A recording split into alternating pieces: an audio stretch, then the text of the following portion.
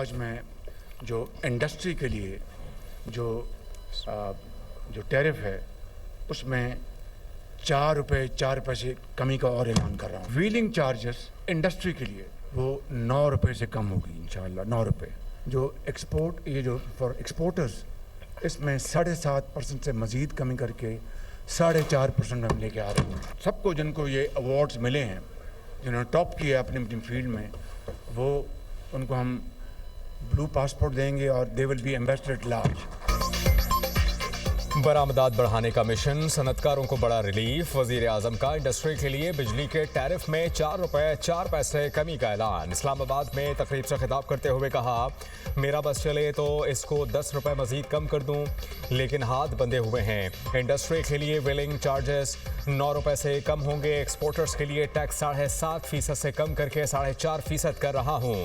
शहबाज शरीफ का नामवर एक्सपोर्टर्स को 2 साल के लिए ब्लू पासपोर्ट देने का ऐलान। ताजिर बरादरी का वजीर आजम के ऐलान करदा रिलीफ पैकेज का खैर मकदम। कहा कि आलमी मंडी में मुसाबिकत के लिए हुकूमती इकदाम नागुज़ीर था। बिजनेस कम्युनिटी को मजीद रिलीफ की ज़रूरत है।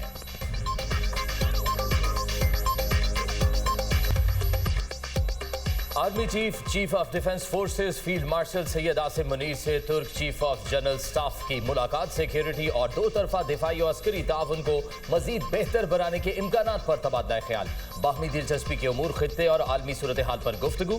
पाकिस्तान और तुर्की के ताल्लुकात की मौजूदा मुस्बत सम पर इत्मीनान का इजहार। करीबी राब्ता बरकरार रखने के साथ साथ दिफाई ताउन को मजीद फरोग देने की जरूरत पर जोर। फील्ड मार्शल ने कहा, पाकिस्तान और तुर्की के दरमियान देरीना बरादराना ताल्लुकात हैं। ताल्लुकात मुश्तरका, तारीखी, बाहमी एतमाद और मजबूत अवामी रवाबित पर मबनी है। फील्ड मार्शल ने तुर्क मुसल्लह अफवाज की जानिब से फराहम की जाने वाली हिमायत और ताउन को सराहा। 2 तरफा अस्करी ताल्लुकात को मजीद मजबूत बनाने के लिए पाकिस्तान के अज़्म का इयादा। जनरल सल्जोक बेरदकार ओगलो की जनरल हेडक्वार्टर्स आमद। मुसल्लह अफवाज के चाको चौबंद दस्ते ने गार्ड ऑफ ऑनर पेश किया।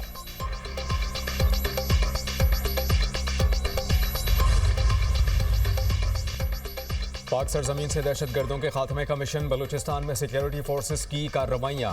41 दहशतगर्द हलाक। फोर्सेस ने 2 अलग अलग कार्रवाइयाँ की। हरनाई में 30 और पंजगोर में 11 दहशतगर्दों को हलाक किया गया।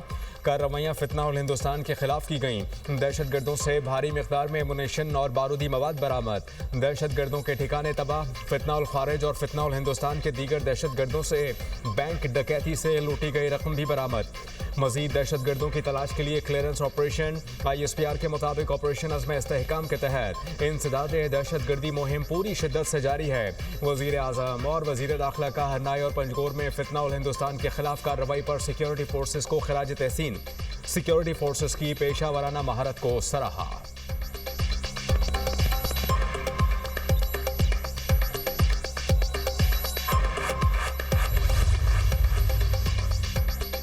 सीवरेज लाइन में गिरकर जाम बहक मां बेटी आबाई इलाके शोरकोट में सपुर्द खाक 24 साला सादिया और बेटी रिदा फातिमा की नमाज़े जनाजा में शहरियों की बड़ी तादाद में शिरकत। हर आंख अश्कबार।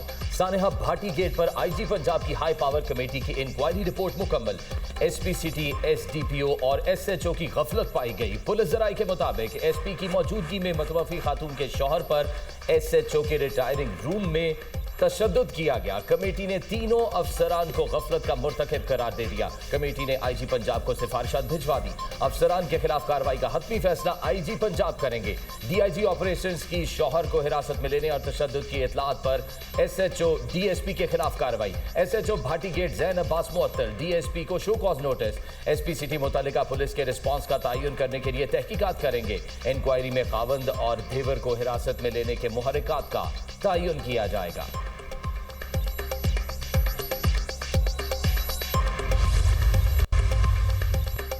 मरहुमा के शौहर का पुलिस पर तशद्दुद का इल्ज़ाम।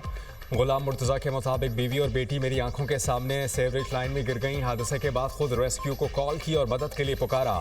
पुलिस मुझ पर तशद्दुद करती रही, बेल्ट और डंडों से मारा गया। पुलिस तशद्दुद पर कहा, ये सच साबित होगा। जिस रिक्शे में हम सवार थे वो मेरे कज़न का था। पुलिस बयान लिखवाना चाहती थी, रिक्शा किसी और का है। दौरान हिरासत SP बीवी की तस्वीर लेकर आया, मैंने उसे पहचान लिया। DIG ने तशद्दुद करने पर SHO ज़ैन अब्बास की सरजनिश की।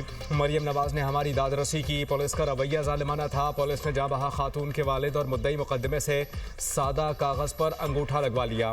मुतासरा खानदान ने अंगूठा लगवाने के बाद वीडियो भी जारी कर दी। इल्ज़ाम आयद किया कि कसूरवार महकमों को रिलीफ देने के लिए सादा कागज़ पर ज़बरदस्ती अंगूठे लगवाए और साइन कराए गए। पुलिस तर्जुमान ने कहा कि मुतवफ़्फ़ी खानदान के वालिद का अंगूठा किसी को रिलीफ देने के लिए नहीं लगवाया गया।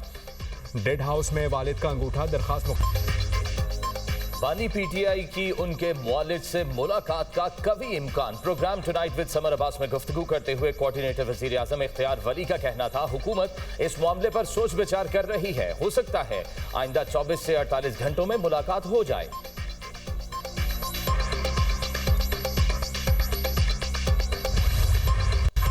मशरिक़ वस्ता में फिर जंग के बादल मंडलाने लगे। ईरान का घेराव, अमरीकी बहरिया का जंगी जहाज जनूबी इस्राइली बंदरगाह एलात पर लंगर अंदाज।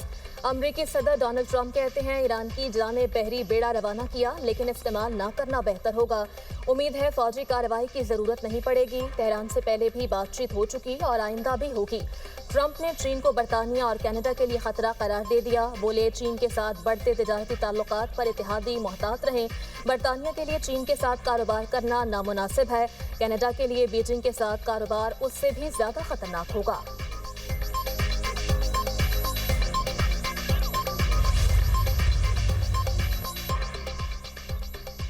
ईरान के पास मुआहिदा करने का मौका था, इसे जौहरी सलाहियत में इजाफा नहीं करना चाहिए। सदर ट्रंप जो चाहेंगे पेंटागन करने के लिए तैयार है। अमरीकी वजीर दिफा पेट हेग्सेट ने वाजे कर दिया। तर्जुमान ईरानी फौज का कहना है हमला हुआ तो फौरी और फैसला कुन जवाब देंगे। अमरीकी अड्डे हमारे मिसाइलों की रेंज में हैं। खित्ते में अमरीकी फौजी अड्डे और तैयारा बरदार जहाज हमारे अहदाफ होंगे।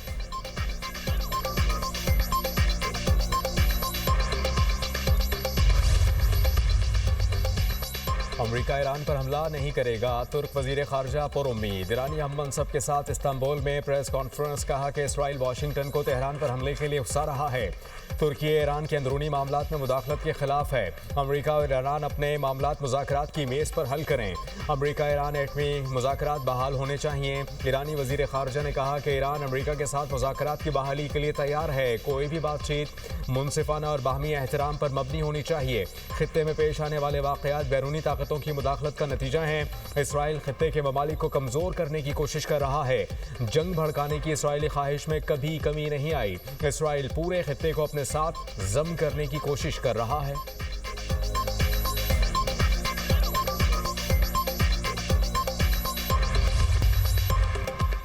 भारत में नीपा वायरस सामने आने के बाद एशियाई ममालिक में हाई अलर्ट। नीपा केसेस सामने आने पर पाकिस्तान में सरहदी निगरानी सख्त। एयरपोर्ट पर इमरजेंसी नाफिज। बॉर्डर हेल्थ सर्विसेज पाकिस्तान का वफाक़ी सेहत के इदारों से राबता।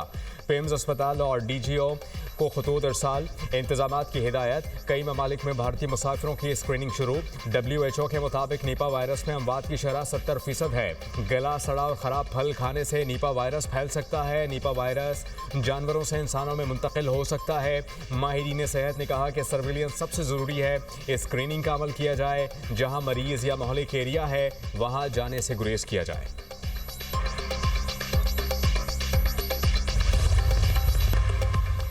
जंगबंदी के बावजूद इसराइल की गजा में बर्बरियत जारी। इसराइली हमलों में मज़ीद 5 फ़लस्तीनी शहीद, 6 अफराद जख्मी। जंगबंदी के बाद से अब तक 492 फ़लस्तीनी शहीद और 1356 जख्मी हो चुके। रफा के साहिल पर इसराइली बहरी कश्तियों की फ़लस्तीनी माहीगीरों पर भी फायरिंग। रफा बॉर्डर बदस्तूर बंद, इंसानी इमदाद की रसाई मुतासर। फ़लस्तीनी हुकाम का रफा बॉर्डर फौरी खोलने का मुतालबा।